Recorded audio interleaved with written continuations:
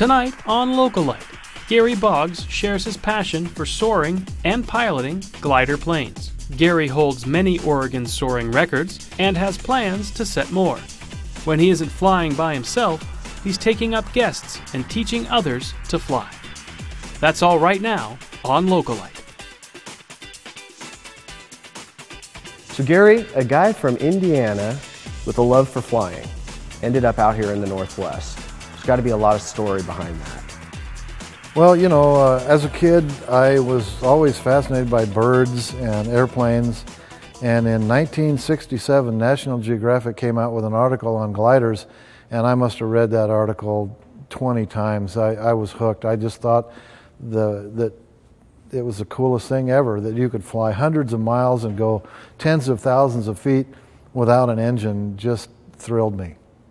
And so when that caught you, did you end up going, like, when did you start actually getting into it, when you caught the bug? It was 10 years before I actually started taking lessons. I went to California a couple times and took rides in the Bay Area at Fremont, and that just really hooked me even more. And in 1977, I had the time and the money and started taking lessons, and just been thoroughly addicted ever since. Ever since? Yeah. So did you solo it, do you have to, is it 16 to solo? Or? You can actually solo in a glider younger than any other aircraft. You can solo at 14. At 14? But I was in my 20s. Oh, you were? Okay. 24. All right. And so then when did you get your certificate to actually start training? 70. Well, my instructor certificate I didn't get until, I think it was about 2001, something like that.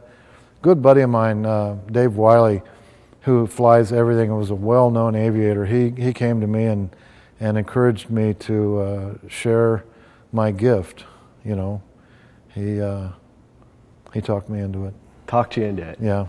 Now you, when you came to the Northwest, you were out Banks area, out towards beyond Hillsboro. Yeah, I started taking lessons in '77 out by North Plains, and got my license. And at that point, it was a commercial operation, but the commercial operation folded, and so we started a club at that point. There was about 20 of us.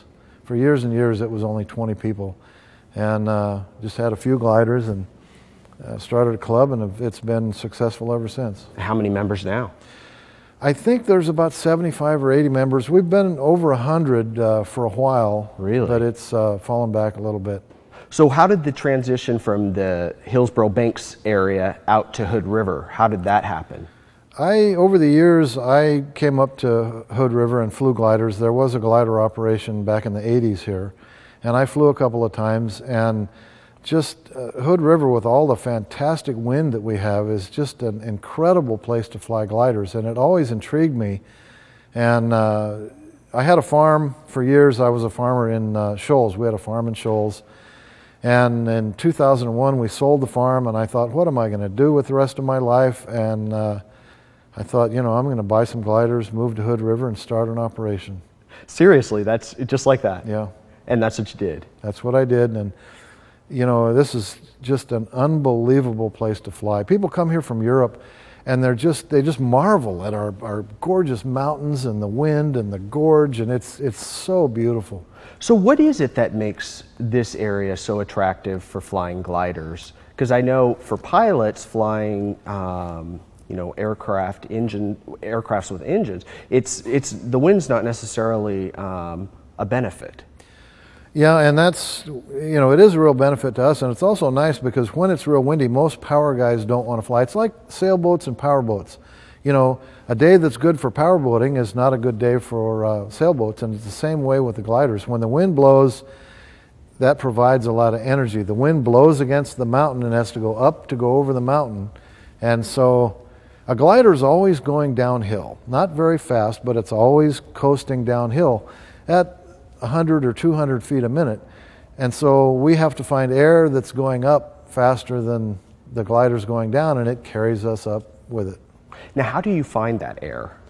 Well, basically, we study air movement. That's a big part of what it takes to learn how to fly gliders. So on the upwind side of a hill, there's going to be lift.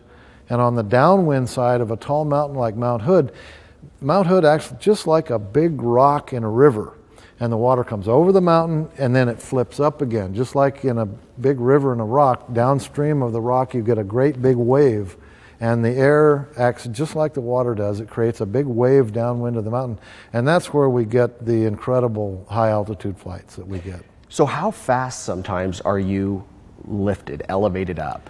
I've climbed at over 2,000 feet a minute. That's got to be quite a rush. It's amazing. And there's a lot of jets can't even climb that fast. Right. And it's in the wave lift, which is where we get the strongest lift. It's very smooth. And so, it's like when you're in an elevator, you feel it when the elevator starts to move. Once you're moving, you can't really tell you're moving. So we have instruments that show us how fast we're climbing and everything. So when we come back, we're going to take a break here in a second, and when we come back, I want to talk to you a little bit about what sets a glider apart from an aircraft, and why your heart is in a glider and not, as you put it, a powered aircraft. So we'll discuss that and much more, so stick with us. We'll be right back. Up next, basically, we have another powerful airplane, a Pawnee with a 540 cubic inch engine in it. There's a special hook on the back end of the tow plane. We hook a 300-foot long rope into a hook in the front of the glider, and he takes off and just basically drags you up into the air.